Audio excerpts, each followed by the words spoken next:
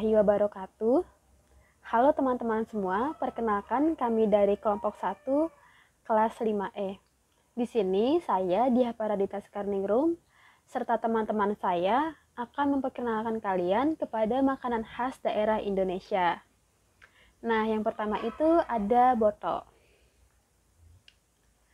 Boto merupakan makanan khas yang populer di Pulau Jawa. Boto ini terbuat dari bungkil atau ampas kelapa yang telah diambil sari atau santannya sehingga hanya tersisa ampasnya saja. Ampas kelapa ini dimasak dengan berbagai bumbu, sayuran, serta protein dan dikukus hingga matang. Sebelum dikukus, boto biasanya dibungkus dengan daun pisang agar memberikan cita rasa yang khas serta menambah aroma sedap pada makanan. Boto tidak hanya dibuat dari kelapa parut saja. Selain kelapa parut, ada juga berbagai protein atau daun-daunan yang bisa dicampurkan. Sebut saja ada boto simbuan, boto ontong, boto kemangi, boto beluntas, boto lamtoro, dan lain sebagainya. Semakin tahun berganti, makanan tradisional boto semakin jarang dikenali oleh halayak umum. Berbeda dengan pepes, boto dapat dikenali dari bahan dasarnya yaitu kelapa parut dan bungkusnya yang berupa daun pisang.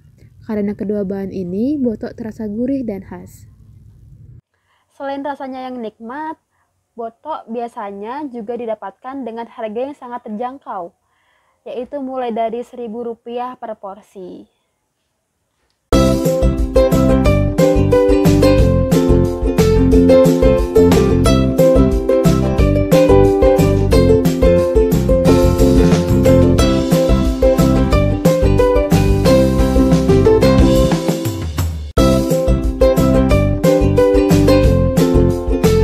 Saya Drupadisana Akila akan menjelaskan kue khas Medan yaitu Bika Ambon. Bika Ambon adalah makanan khas yang terbuat dari bahan-bahan seperti tepung tapioka, telur, gula, dan santan. Walaupun bernama Bika Ambon, kue ini sebetulnya tidak berasal dari kota Ambon, melainkan dari Medan, Sumatera Utara. Kini Bika Ambon dijual bukan saja rasa asli, tetapi sudah ada varian rasa pandan, durian, keju, dan coklat. Bahkan terdapat Bika Ambon versi mini. Bika Ambon yang dimasak selama 12 jam ini biasanya dapat bertahan dalam kondisi terbaik selama 4 hari, karena setelah itu kue tersebut mulai mengeras. Kue satu ini memiliki ciri khas dengan warnanya yang kuning dan memiliki rongga-rongga di bagian dalamnya. Kue Bika Ambon memiliki rasa yang manis dengan sensasi aroma daun jeruk dan bentuknya balok kuning dan berpori. Ketika digigit, rasa manis terasa dari bagian tengahnya dan diikuti rasa gurih khas panggangan dari bagian bawahnya. Mengutip dari situs pariwisata Pemko Medan, nama kue Bika Ambon diambil dari kata bika. Bika ini adalah sejenis kue khas Melayu yang biasanya disebut sebagai kue bingka. Kue Bika Ambon adalah hasil modifikasi dari bika khas Melayu yang ditambahkan nira atau tuak enau sebagai pengembang. Dulu pada tahun 1980-an di Jalan Majapahit di Kota Medan banyak dijual kue Bika Ambon hingga akhirnya di sana menjadi pusatnya.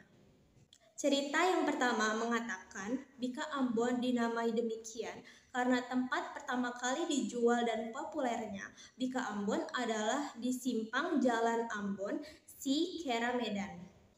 Kemudian, sumber lain mengatakan nama Bika Ambon berasal dari warga Ambon yang merantau ke Malaysia dengan membawa kue bika. Setelah tahu rasanya enak, orang tersebut tidak kembali ke Ambon lagi, tetapi singgah di Medan. Sehingga sejak 40 tahun yang lalu, Bika Ambon menjadi sangat terkenal di Medan. Halo guys, perkenalkan nama saya Puspita Fira Mahira. Kali ini saya ingin membahas makanan khas dari daerah Sumatera Selatan, yaitu pempek. Pempek adalah makanan yang terbuat dari daging ikan yang digiling lembut lalu dicampur dengan tepung kanji atau tepung sagu. Pempek Pempek biasanya disajikan dengan kuah cuka yang memiliki rasa asam, manis, dan pedas. Pempek sering disebut sebagai makanan khas Palembang, meskipun hampir semua daerah di Sumatera Selatan memproduksinya. Menurut tradisi, nama pempek atau pempek diyakini berasal dari sebutan ape, yaitu sebutan untuk paman atau lelaki tua Tionghoa. Berdasarkan cerita rakyat, sekitar tahun 1617, seorang ape merasa prihatin menyaksikan tangkapan ikan yang melimpah di Sungai Musi yang belum seluruhnya dimanfaatkan dengan baik, hanya sebatas digoreng dan dipindang. Ia kemudian mencoba alternatif pengolahan lain. Ia mencampur daging ikan giling dengan tepung tapioka sehingga dihasilkan makanan baru. Makanan baru tersebut dijajakan oleh para ape dengan bersepeda keliling kota. Karena penjualnya dipanggil dengan sebutan ape, maka makanan tersebut akhirnya dikenal sebagai pempek. Akan tetapi, cerita rakyat ini patut ditelaah lebih lanjut karena beberapa bagian kisah ini kurang tepat dengan kronologi sejarah. Akan tetapi, sebagian sejarawan menyebutkan bahwa pempek mungkin berasal dari makanan kuno yang disebut kelesan, yaitu makanan kukus yang dibuat dari campuran adonan sagu dan daging ikan. Dan kelesan ini diperkirakan sudah ada sejak zaman Kerajaan Sriwijaya pada kurun abad 7 Masehi. Jenis pempek yang terkenal adalah pempek kapal selam, yaitu pempek yang diisi dengan telur ayam dan digoreng dalam minyak panas.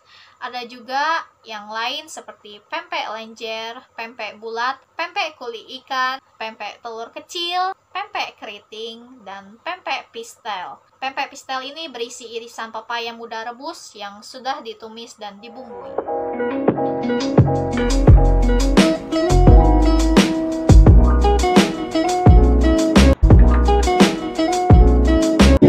Assalamualaikum warahmatullahi wabarakatuh. Perkenalkan, nama saya Rini Yulianti Putri. Saya akan menjelaskan tentang makanan khas Bandung, yaitu seblak. Seblak populer sekitar tahun 2000-an. Makanan sejenis juga sudah ada di daerah Cianjur bagian selatan sejak zaman sebelum kemerdekaan. Namun, yang membedakan seblak dengan makanan sejenisnya adalah seblak pada umumnya menggunakan kerupuk oren dengan bumbu cikur dan disajikan dengan kuah pedas. Seblak kini menjadi makanan jajanan jalanan yang digemari berbagai kalangan masyarakat, terutama di wilayah Pulau Jawa bagian barat. Seiring perkembangan tren jajanan tradisional dan kaki lima, seblak tidak hanya disajikan dengan topping biasa di gerobak. Seblak berkembang menjadi makanan yang modern dan berhasil menarik perhatian. Makanan yang bertekstur kenyal ini memiliki rasa yang pedas dan menyegarkan, serta memiliki berbagai variasi baik rasa maupun bahan tambahan juga kemasan penjualan. Tetapi, seblak juga memiliki dua jenis seblak, yaitu ada seblak kering yang adalah kerupuk pedas mirip dengan basreng atau bakso goreng yang hanya dimasak goreng kering.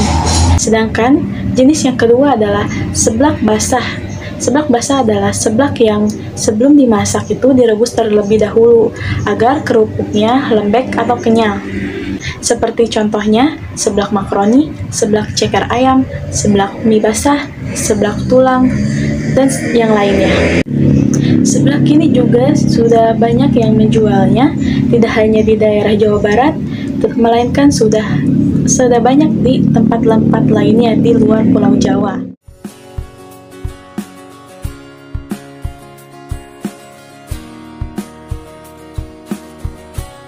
Assalamualaikum warahmatullahi wabarakatuh. Perkenalkan, nama saya Alif Nurrahman Sudarmaji dari kelompok 1.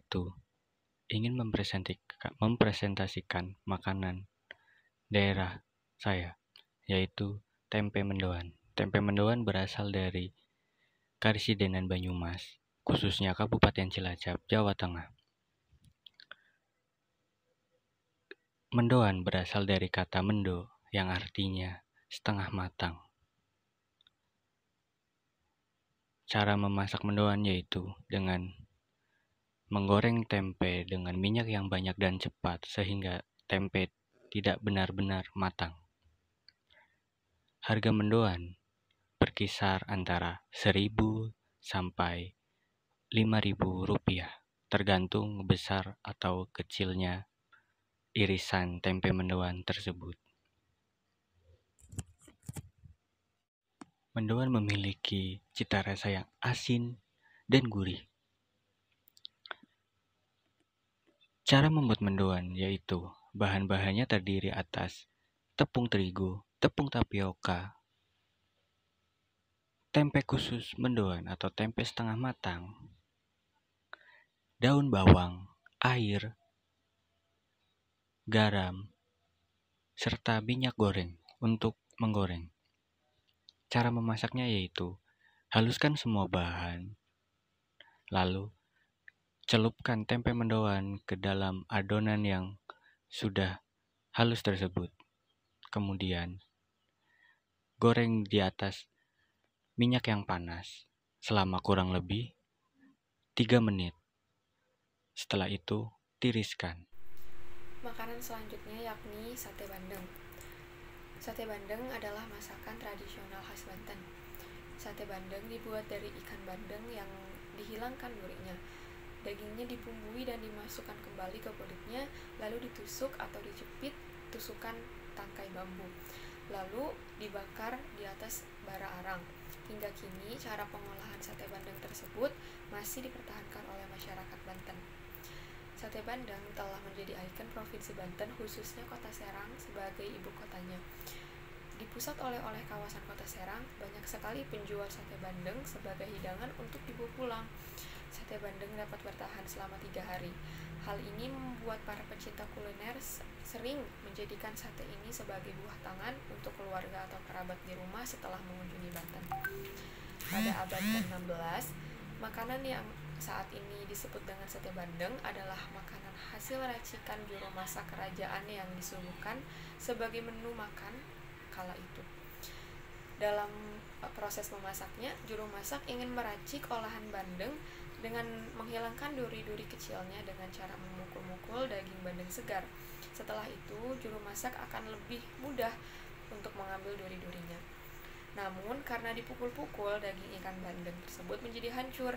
Oleh karena itu, sang juru masak memberikan santan dan bumbu rempah ke daging bandeng yang sudah diambil durinya.